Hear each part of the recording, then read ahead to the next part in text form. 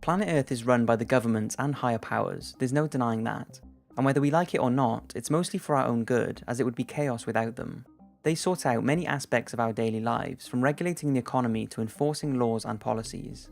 But there is another side to it all that we do not see, like the US's black budget, which pumps over $50 billion each year into secret projects and missions. Now, some of this is highly confidential, and some of it can be found, but it just goes to show that we know very little about what goes on behind closed doors, and we would be silly to think that the governments aren't preparing for some interesting scenarios.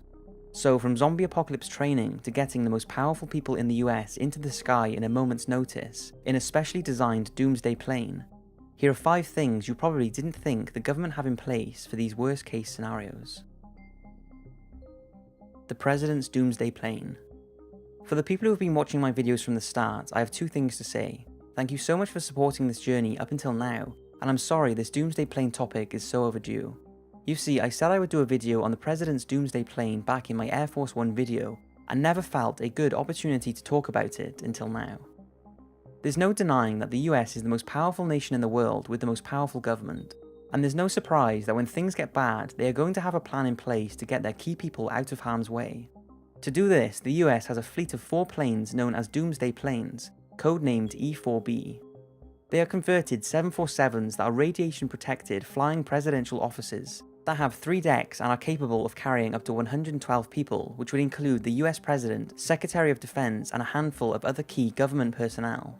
In the event of a meteor strike, a nuclear war, a mass terrorist attack, or even an apocalypse, the planes can be scrambled immediately and can stay in the air for days without refueling, with the sole purpose of keeping the US government running whilst in the air. It's a pretty incredible operation because no matter where the president travels outside of North America in Air Force One, which is his regular presidential plane, one of 4 Doomsday 747s isn't far behind and is always waiting at the nearby airport just in case. The planes have 67 antenna and satellite dishes, as well as an EMP and thermal radiation shield. They even have a 5-mile cable that can be dropped from the plane in order to communicate with submerged submarines. But despite us knowing a little about the onboard equipment, and there being a few pictures and videos around, many think the full specs would be highly confidential and classified, and that the photos and videos are of an older, outdated plane. So how did all this even come about? Well, it was the brainchild of President Ronald Reagan, who commissioned the Doomsday planes near the end of the Cold War when tensions were running high and there was a genuine threat of a nuclear attack. After this, the US authorities didn't talk much about them, but in 2001, they became the highlight of a worldwide mystery. On the morning of September the 11th, 2001, many people, including military and government officials, witnessed a plane flying above the White House in Washington, which is a restricted airspace just before the Pentagon was hit. No one has said what the plane was doing, and there is no mention of it in the 9/11 Commission's report. To this day, even military officials say they do not know what plane it was, but looking at the videos and pictures of it flying around, it looks like the Doomsday plane. But since it was airborne before President Bush had a chance to board it, it's almost certain that he was not on it. So who was, and why was it flying? It's still a mystery. In more recent years, Russian President Vladimir Putin has commissioned his own Doomsday plane, designed to maintain full control over Russia's armed forces in the event of a nuclear attack, and it's believed many other countries want or already have their own planes, ready to protect their most powerful people in the event of a world crisis.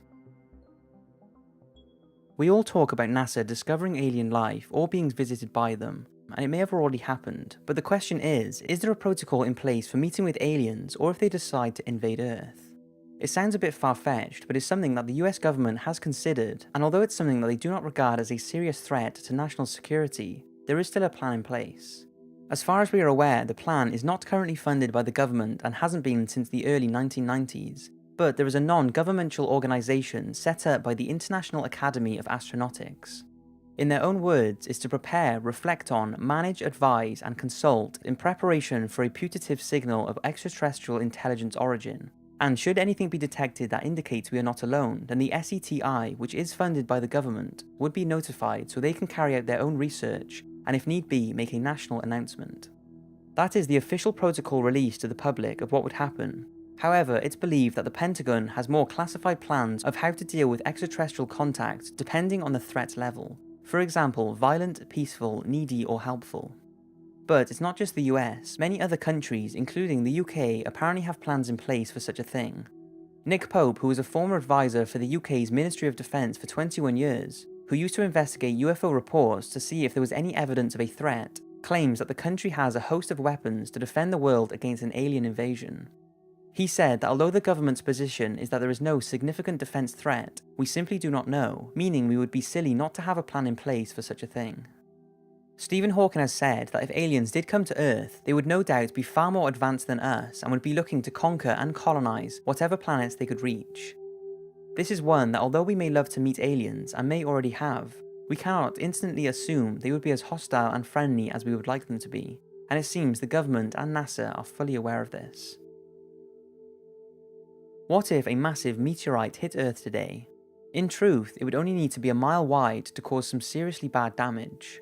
The energy it would generate would be equal to a 1 million megaton bomb, so it's very unlikely any of us would survive, and if you saw my 5 times humans came close to extinction video, you will know this is and hasn't been a million miles away from happening.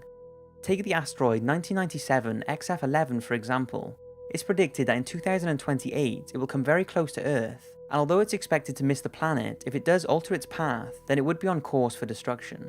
So what do we have in place to protect us from such a thing? Thankfully, NASA are on the case. They have a Planetary Defense Coordination Office whose sole purpose is to ensure the early detection of potentially hazardous objects. These include asteroids and comets that are predicted to bring them within 0.05 astronomical units of Earth, which is about 4.6 million miles. Potential threats are constantly tracked, so warnings can be issued if potential hazards are on course for Earth. These are then redirected depending on the scenario by a handful of asteroid deflection strategies. To name a few, a rocket motor could be attached to it, driving it onto a new path. A nuclear explosion could be detonated on, above, or behind the hazard, pushing it off course, or a bomb could blow it to pieces.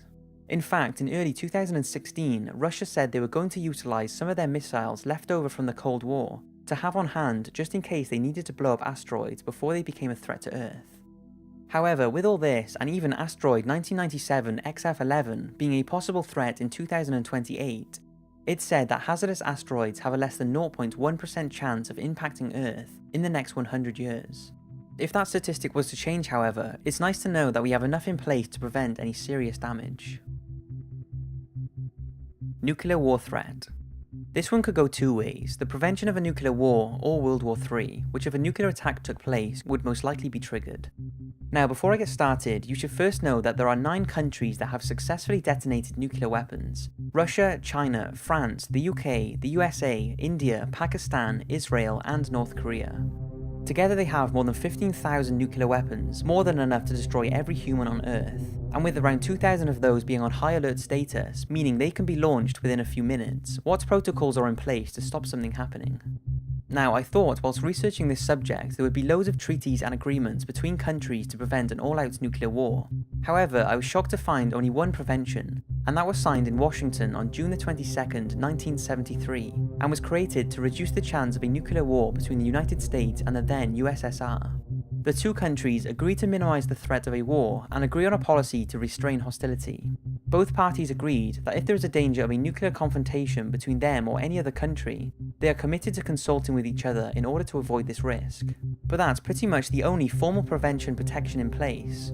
Of course, if one country did go crazy and launch a nuclear attack, I'm sure the most powerful countries would come together and try their best to prevent an all-out war. But to put it simply, there isn't a disclosed plan B. It's long been said that a nuclear war cannot be won and could signal the destruction of civilization, making parts or all of Earth uninhabitable. And with the ongoing threat of terrorists being able to access nuclear weapons and nuclear dangers on the rise, it would be nice to think that there was a more robust plan in place, but it seems there isn't. At least if there is, it hasn't been made public. Now, I'd like to think there is a highly confidential plan in case of an attack, and I'm sure there is, but for now we can all be thankful that a nuclear attack is said to be a very unlikely worst case scenario. The Pentagon's zombie apocalypse training. I love zombies, and although me and you probably don't really want it to happen, we've thought that it would be pretty cool to have a zombie apocalypse and be fighting the undead. Well, if you're looking for a guide on how to do this, what better place to look than an official Pentagon training manual? It started in 2014 when an extraordinary guide was uncovered that gives details of how to survive a zombie apocalypse. The unclassified document dated the 30th of April 2011 and called CONOP 8888 details contingency plans for an onslaught and how to preserve the sanctity of human life among all the non-zombie humans.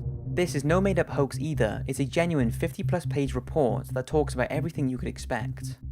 Now, I can't read the whole thing out, but it talks about how to kill a zombie by destroying the brain and then burning the body, how to deal with a zombie outbreak in various different places, and the different type of zombies.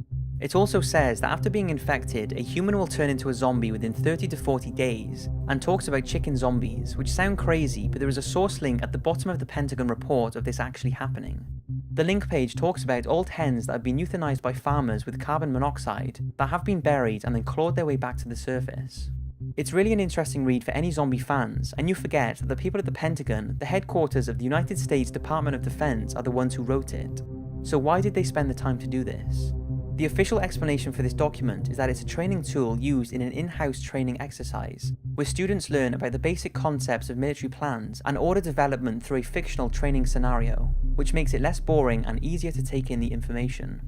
Of course, some people believe that it's a cover-up and the government are preparing for a zombie outbreak, and if they are, then they're not alone. Apparently, Britain also has a plan, set up in response to a worried member of the public, although the Ministry of Defence denies this claim, leaving us in the dark, until of course, when the time comes where some chemical or disease starts infecting the world.